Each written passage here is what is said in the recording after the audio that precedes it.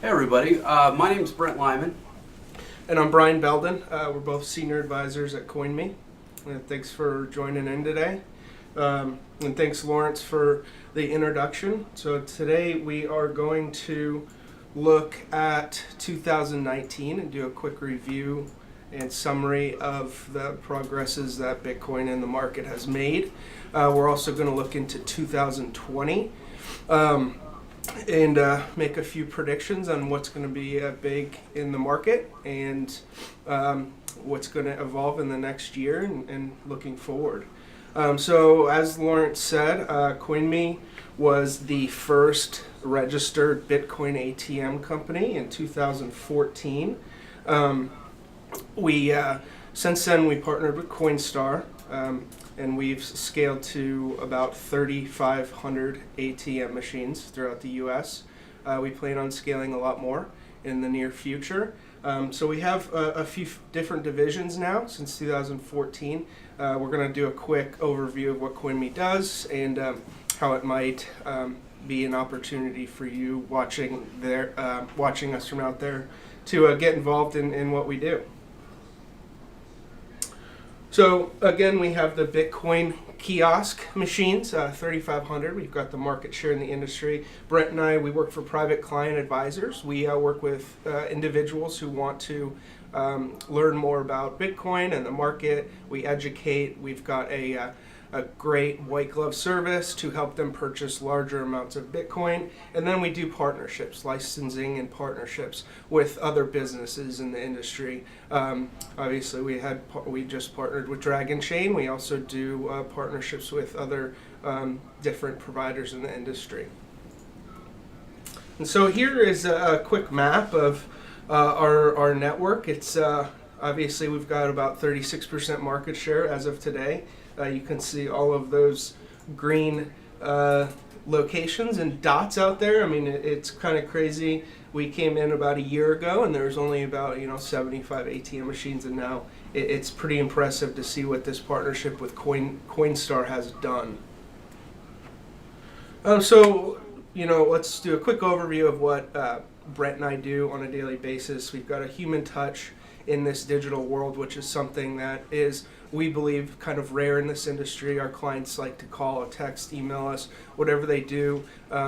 We educate and we help them put a fully comprehensive kind of portfolio or purchases together. We're trusted, one of the leading in the industry in regards to compliance. We have our licenses for FinCEN, and we provide weekly, monthly research in regards to the industry, things like this.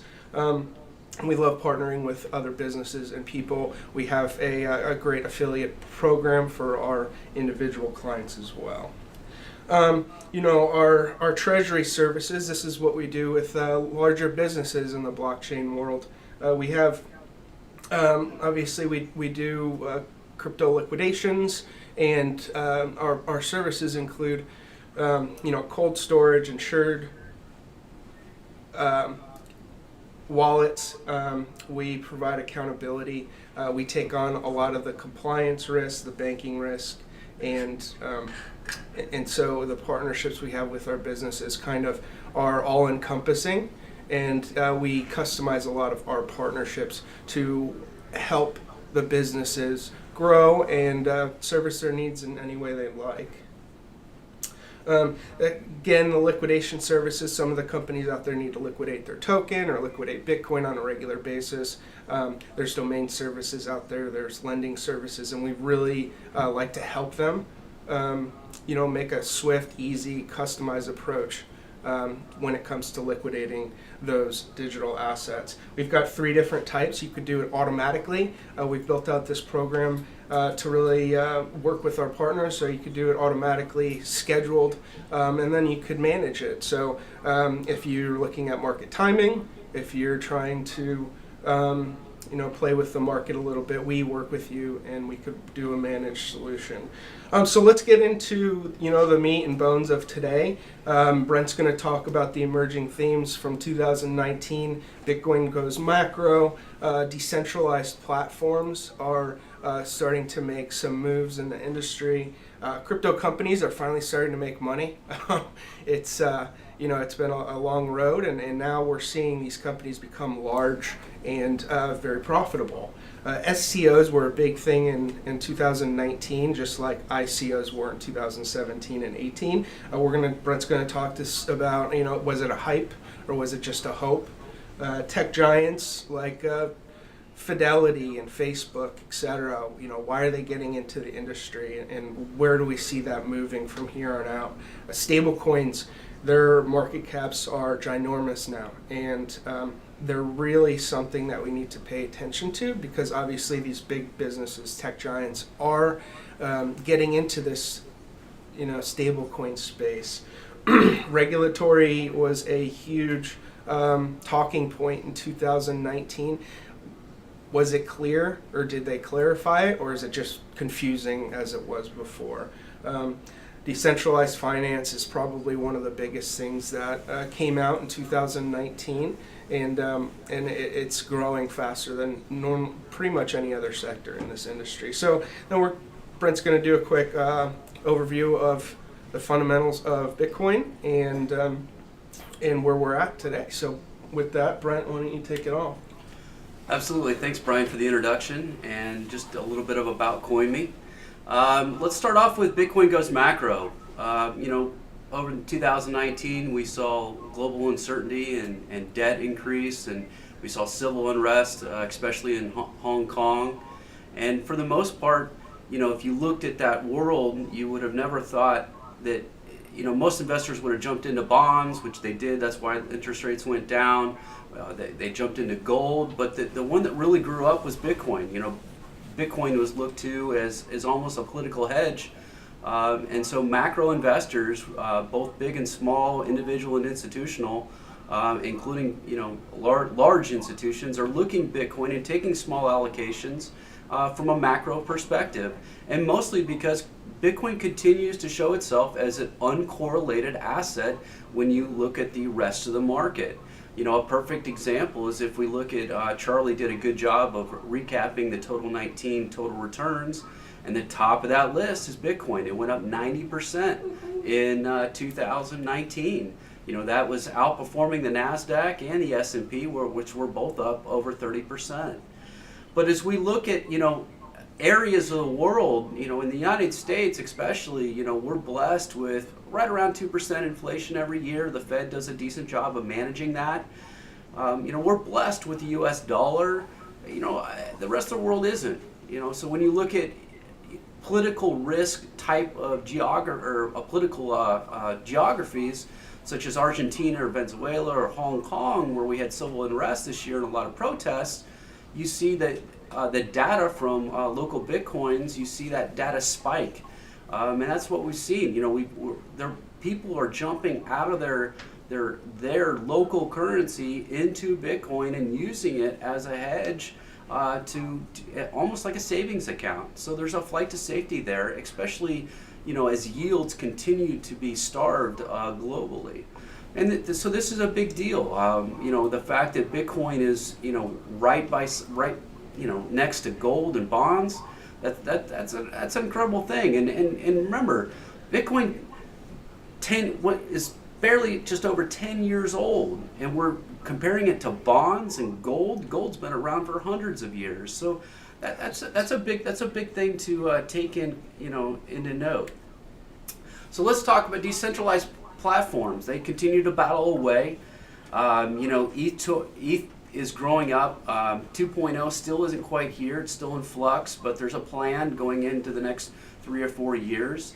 We saw some additional decentralized platforms launch this year, like Hedera Hashgraph. And there's more launches of additional platforms coming up in 2020. And look, these decentralized protocols and platforms are very important. These smart contract platforms, the idea that we can use them for a variety of uses in the financial world, especially building the decentralized Web 3.0 and that narrative that goes along with it is truly important. But we feel like that realistically we're still 5 or 10 years away from that. Now, here's the advantage in that. If you, as an investor, if I'm looking at these platforms, I don't know who's going to win and who's going to lose. I know Ethereum's got about a 2-year head start, and that's awesome. But some are going to be grand slams, some are not. Some are focused on different niches within just business in general. But if you take a small allocation just to each to a few of them, you only need one home run to really make those investments pay off. So just keeping a close eye on everything and just seeing who comes along in 2020 will be more interesting. But I still think we're 5 to 10 years from really seeing these decentralized platforms just explode. Brian had mentioned that crypto companies cash in 2019. Absolutely. We saw Chainlink, a middleware company, really grow up along with a partnership with Google. Brave Browser is a privacy-focused browser that uses a cryptocurrency called BAT. They've got some great user-based growth across their product, and the product's real. It's out there. It's in the wild. You can download it on your phone. You can download it on your laptop. If you're looking for a better browser, they're absolutely download it, play with it, see what it's all about. If you're willing to give your information, if you're willing to not run any ad blockers on their browser, guess what? You get paid in that BAT token, and that can be very powerful. And what we're going to see over the next 5 to 10 years, especially, is privacy is an issue. We saw it, where we saw Facebook in front of our politicians this year, or any other type of privacy issue that's popping up. It's going to pop up more and more, especially as the tech giants continue to exploit our data. And one of those reasons is decentralized storage has popped up. And if you look at Filecoin and SIA, they're just two more coins that have had pretty good success going into 2019, and they've been around for a few years, but they're starting to really gain some traction and launch their products, and that's what we're seeing happen.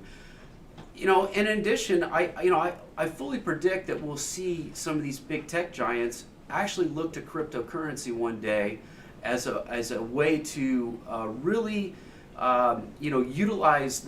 create a token, utilize that token to better their business. We might see a local company here in the Seattle area, Starbucks. Starbucks could create a token and really keep you within their ecosystem, and it's a lot less rub for them. It's instead of taking that credit card transaction and paying that 3%, if they've got their own token, they might, who knows how many millions of dollars they save by doing that. So I think we're going to see some of that, and on top of that, we've seen the prime brokerages, we've seen the exchanges grow up, whether it's Binance or Coinbase or companies like Coinme, we're all growing up, we're all gaining, a audience that likes the products that in the crypto community, and that's translating to dollars. And as those companies make dollars, they can put them back into the ecosystem and back into the products to build them even better. STOs, hyperhopium. Well, coming into 2019, it was all about the security token offerings. It was all, this was going to be the big thing. It was kind of like ICOs in 2017. This was going to be huge. Well, it didn't. And we can talk about a host of issues that popped up. There's jurisdictional issues. If somebody wants to take their car collection and turn it into a token, that was the idea. It was supposed to be super easy. It's not super easy. So there's a lot of things that popped up, but there was some good traction. And most importantly, one of the biggest reasons it didn't take off was that underlying infrastructure wasn't there. So that infrastructure is being built out. And the key is once that infrastructure is built out, we can tokenize more. If you've got an art collection and you want to tokenize it, you'll be able to. If you've got that car collection, like I mentioned, you'll be able to tokenize it. If you've got a bond, if you've got some kind of debt instrument, you'll be able to tokenize it. And that's what we're going to see over the next decade is more and more as the financial products will be available to consumers on these platforms using these tools that are being developed. And more and more things are going to be tokenized. It's just not here yet. I fully believe the market was expecting it just to show up and be there and be done, and it's just not there yet. So I think you'll see the security token really become a thing as we get closer to 2025. Tech giants dive in the deep end of 2019. We saw this in a big way. The first big one that we can talk about is Facebook. Facebook, launched their ideas and their thoughts behind their Libra project, which Libra is the token. Calibra is going to be their specific wallet. And boy, did we see some pushback. We saw regulators, we saw politicians get pretty heated over what they were creating, to the point that they're almost in fear over it. What are they doing? They're not allowed to do this. They're backing Libra with a basket of currencies. That's still an unknown. They're setting up regulatory in Switzerland, so that's outside the United States. Why are they doing that? It brought up a host of questions, but what it did more importantly is it made people actually explore Bitcoin, and it made them understand that what Bitcoin is, what decentralization is more importantly, and why Bitcoin exists and why it's grown up in the way it has over the last 10 years. SoFi is a lender. They've jumped into crypto trading. You can't take your digital assets off their system, but you can buy and sell. TD Ameritrade came out with Bitcoin futures. Fidelity created a custody solution around digital assets. JP Morgan came out with the JP Morgan coin, the biggest bank in the world, has their own quote-unquote crypto. It's not really crypto because you and I can't just go out and get it and use it. It's used for wholesale transactions within the bank, their own banking system, so that they can improve settlements and decrease audits, basically help them make more money. And then Backed, which is backed by the NYSE or ICE. They launched physically settled Bitcoin futures. And this is the first product, the futures product, where you can actually, at the end of the day, if you buy the contract and you hold the contract, you can actually be delivered the actual asset. This is used for coffee and corn and all kinds of different commodities, futures are. But if I buy a corn contract, I don't exactly get delivered a bale of corn or whatever it's called. I don't get delivered that in my garage at the end of the day. But with Bitcoin, you can. So this is a pretty neat invention. On top of that, we're to the lower right, you're going to see some other companies. We might see Amazon jump in the mix in 2020. We could see Google jump in the mix in 2020 in some way, shape, or form. And then there's a host of companies across the world, especially in the Asian communities, that are focused on crypto. So, as these tech giants that have a lot of dollars, have a lot of users, have a lot of power, as they jump in the deep end of crypto, this just helps legitimize this space across the board and Bitcoin in general. The stablecoin space race. That's exactly what it is. With Facebook putting their jumping in the deep end basically with Libra. It's basically a stablecoin. That's the best way to look at it. Tether's market cap doubled in 2019. There is some, I would say, controversy over Tether in many different ways and shapes and form. But the fact that its market cap doubled means that there's definitely adoption happening there. Its closest competitor to USDC is just a small fragment of what Tether is right now. And then the PBOC, which is the People's Bank of China, they've come out and said, hey, we are going to create basically a central bank digital currency electronic platform, or DCEP. That is going to happen in 2020. So, where we have dollars in the United States, they're going to take the yen and they're going to digitize it. And it'll be used in some way, shape, or form across the banking system, maybe even in messenger apps like WeChat or Alipay or whatever various messenger applications are used. Japan's jumping in with a project. Telegram is coming out with their own type of Facebook Libra quote unquote coin. It's not called that. It's called the TON, but it's something that could gain traction because Telegram has a lot of users. So this thing is heated up. The governments are now involved. Russia's looking at a solution. The Fed hasn't come out exactly and said anything, but there's rumors that we could see a Fed coin. Again, we are looking at a financial services business and spectrum ecosystem that's going to go from electronic, quote unquote, electronic dollars to digital dollars someday. It's going to happen, and it's going to happen in some type of cryptocurrency type of makeup. It's just a matter of time. Regulatory clarity or confusion? Well, so across the globe, we've still got confusion. China came out big time at the end of 2019 and said, hey, we're all in on blockchain, we're all in on crypto. They then backed up about 3 weeks later and said, well, we're all in on blockchain, but not exactly crypto. Japan continues to be pro-crypto, except you do have to have the proper licensing. But then you look at across the spectrum, you look at India, which India said, hey, no way, we're banning exchanges, we're banning anything and everything to do with blockchain, and they've had some harsh, I would say, regulations in around anybody that tries to. So, you know, it's across the globe, we're still up and down, but the good thing is the United States, you know, the FinCEN came out and basically declared who needs a money transmitter license and who doesn't. You know, Coinme is an example of a company. We have money transmitter licenses. We, you know, from the get-go, we've always, you know, worked with regulators to educate them about cryptocurrency and Bitcoin in general. And so it's good to see some of that, you know, just high-level clarification come out.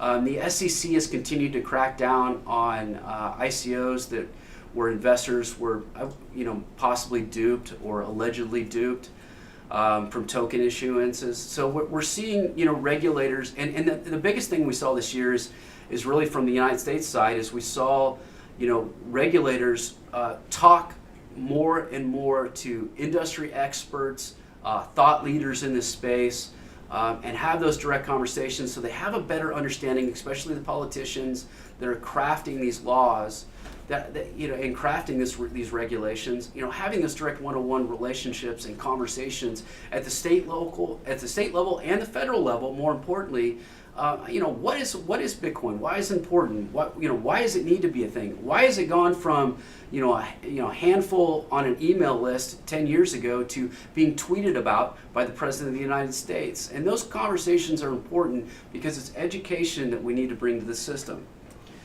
DeFi grows up quickly in 2019, so decentralized finance is becoming a big thing.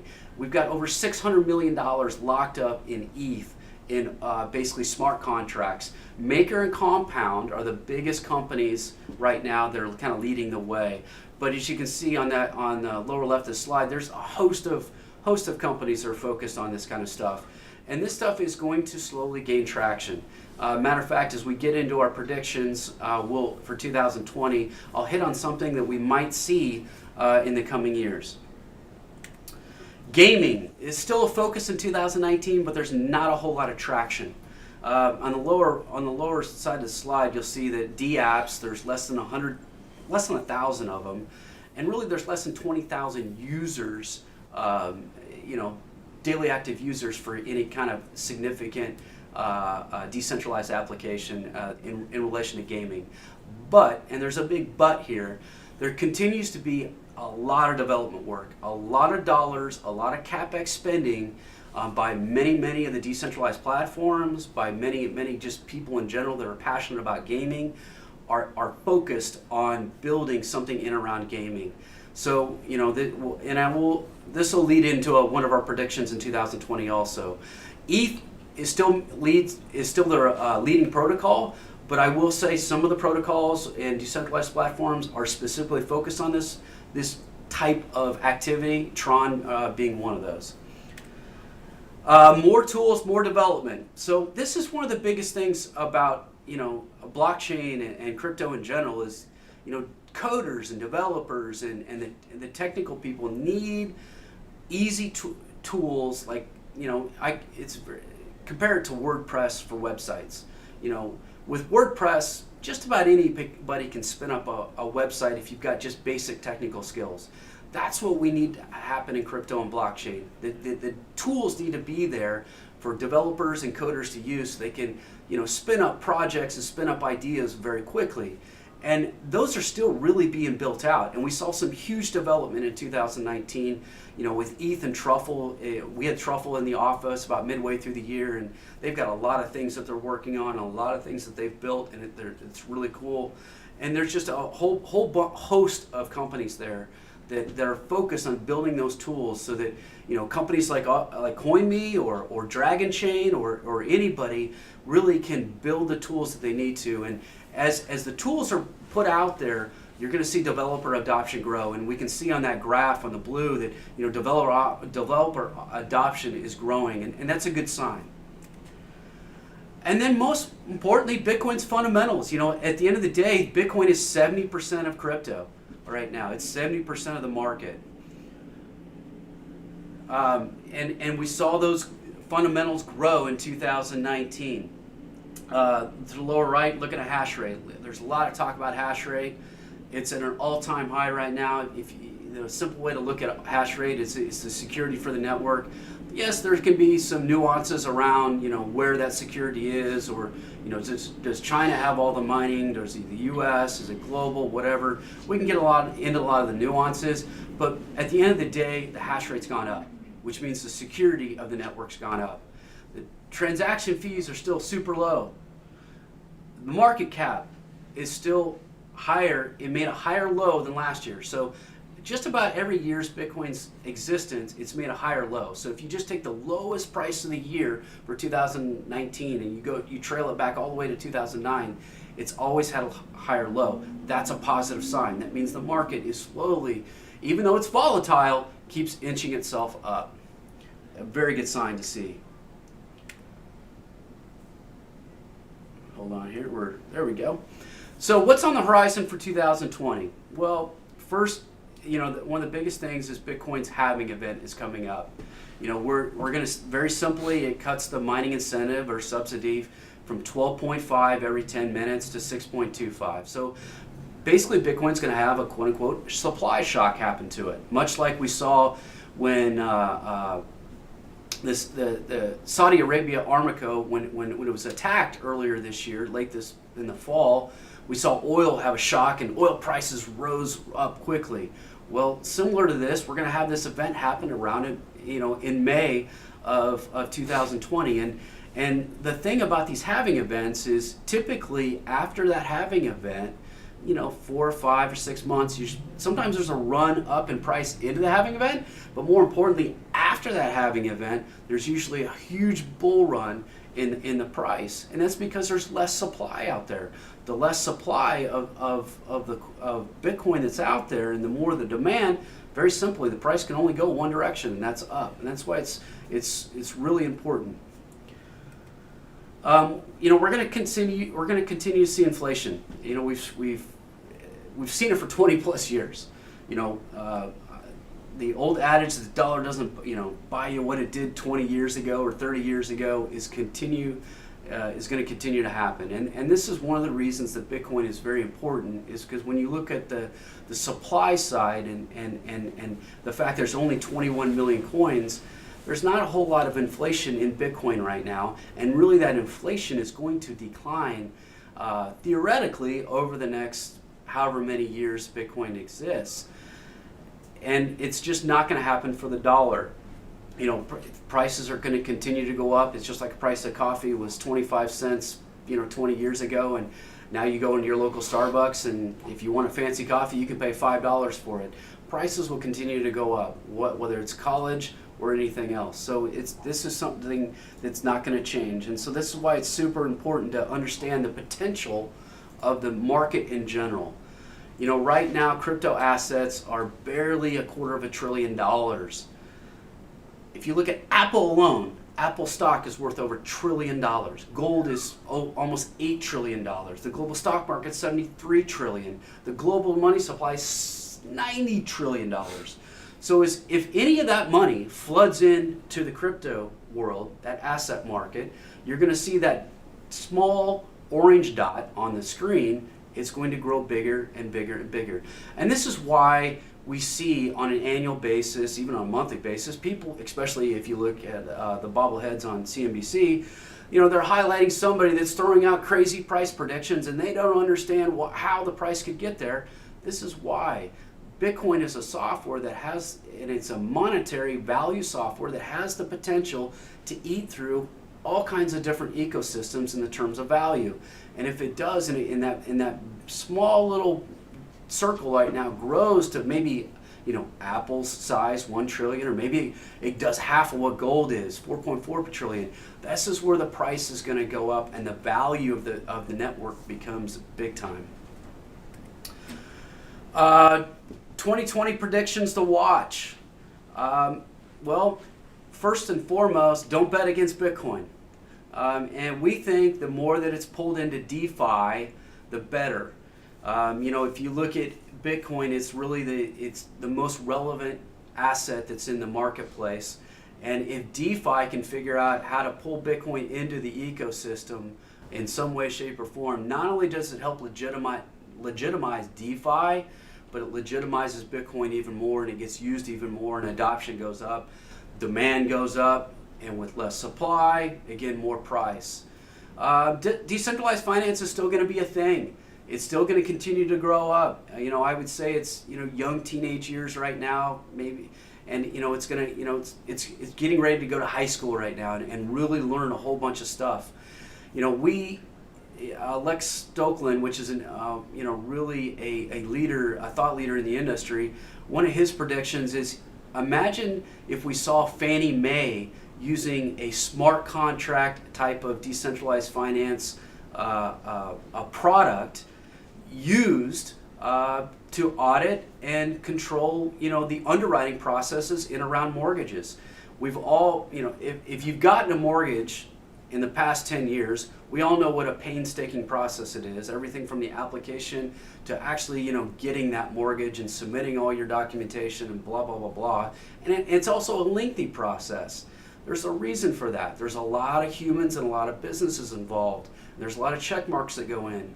But if we can automate a lot of that, and that's just what decentralized finance can do for us, if we automate that with a smart contract, it could be very powerful, not to mention it could cut Fannie Mae's and Freddie Mac's costs by, who knows, and making them more profitable, especially as they come out of conservatorship in late 2020. The Department of Labor, they could, one of the things that we're going to face with the baby boomer generation is as they retire and they have to take basically distributions from their retirements, there could be some kind of decentralized finance smart contract that you sign up for with Schwab that basically automates that process for you and tells you how much you need to take every year. I mean, there could be just a host of automation processes put around this, and it means big dollars because it lowers the cost of all these transactions and overhead that you end up paying for, aka lowering the fees. Libra and Calibra, it's coming. Whether people are like it or not, David Marcus and his team are building something. Facebook went out and bought a crypto company, brought in a lot of the talent. They're building a lot of the developing tools in and around Libra and their wallet. It is going to happen. They have 2.5 billion users that they're going to launch this on in some way, shape, or form. Whether it's through Facebook or WhatsApp or how they're going to do it, we don't know. We don't have any specifics there, but it's going to happen. And more importantly, this is going to bring crypto and really the idea of crypto to the mainstream. And as people start to use it, as people start to utilize it, as advertisers start to utilize it in some way, shape, or form, it's going to become a thing. Thanks, Paul Veterak, for this, for kind of a nice little synopsis. And I agree with Paul also on gaming. We could very well see in 2020 the first true D app come alive that's in around gaming. We saw CryptoKitties kind of happen in 2017, and it got hyped there for a few months, but it's really not a true game. I think we'll see. There's been too much development, too much money put into the space. There's too many people working on it, and really gaming's growing up in a big, big way. If you haven't checked out Steam or Twitch, do it, because there's huge communities. There's huge dollars. You can. My 12-year-old cousin, he talks about this game that he's trying to get good at, and because he feels that he can go compete and win millions of dollars playing video games. When I grew up with Nintendo, I couldn't even imagine that. But it's taken to a whole new level, and this is going to happen in some way, shape, or form. Crypto is going to intercede with gaming, and I think it grows up in a big way in 2020. That's it. That's crypto in 2019. A few of our predictions for 2020. If you haven't invested in Bitcoin, The risk reward right now is incredible. You've got the NASDAQ and the S&P and a lot of different indices across the world at all-time high right now. Bitcoin just crossed $8,000 this morning. We've got the halving event in May. There's a lot to be excited about in 2020. But if you want to check us out, here's our emails. You can hit us up on Twitter, whatever social media you want. Check out coinme.com. We want to thank you for your time today, and open it up. I guess if there's any questions, let us know. Yeah, thanks, everybody.